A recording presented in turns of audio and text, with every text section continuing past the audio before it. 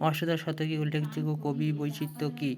শক্তি পদাবলী। শক্তি পদাবলীর পূর্ব কী নামে পরিচিত ছিল এবং কেন? মালস্যী। কারণ এই গীতি মালবস্যী রাগ ও গাওয়া হতো।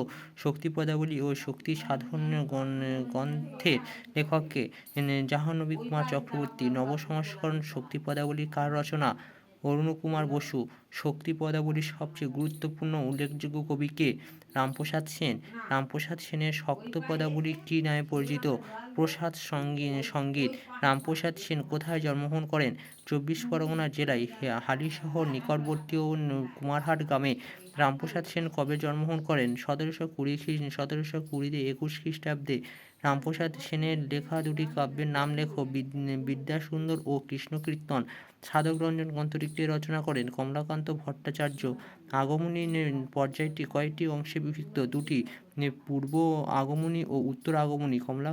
কমলাকান্ত কোথায় জন্মগ্রহণ করেন?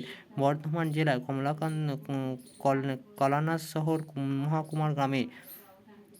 কমলাকান্ত কবে জন্মগ্রহণ করেন? ১২১৬ সালে।